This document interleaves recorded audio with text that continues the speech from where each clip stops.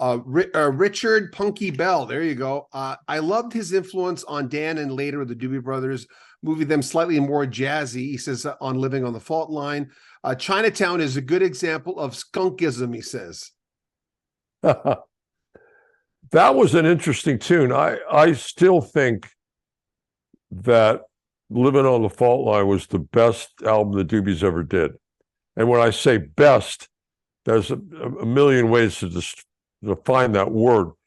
But I would say, in terms of exploring and digging into the depths of the musicianship and capability of the members of that band, that was the record.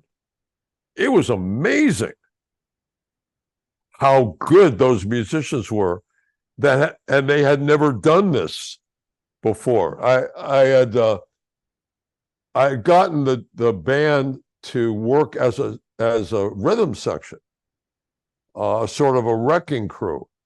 I had talked to Ted Templeman and I said, I think it's a really cool idea for this band to go out and work as a rhythm section in the studio. He said, absolutely. So Leo Sayer, Carly Simon, Hoyt Axton, and you show up, downbeats at 9 o'clock, producers don't give a damn what band you're in, you play it right or you're fired. I thought, this is the Steely Dan side of my life. I'm going to bring these guys over. And not only did they do a great job, they did a tremendous job. They found capabilities that they had that they probably had never leveraged before. I mean, remember when we were doing Living on the Fault Line album?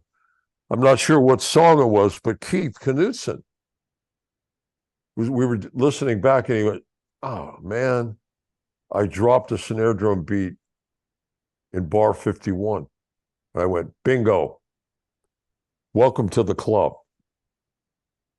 And I think that album was the crucible for that band to be able to do the Minute by Minute album.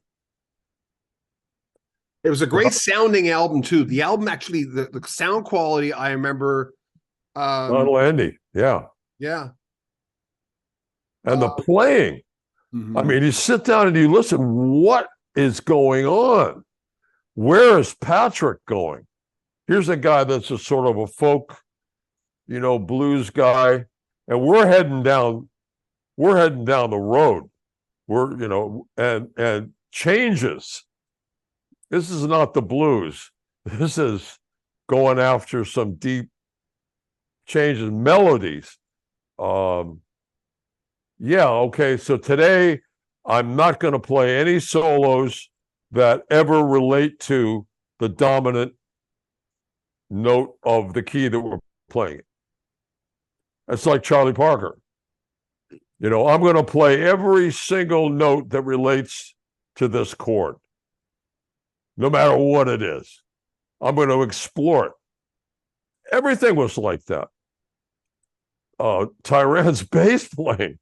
My God, and these drummers, John and Keith, right up there with the best drummers ever. Feel, groove. Wow.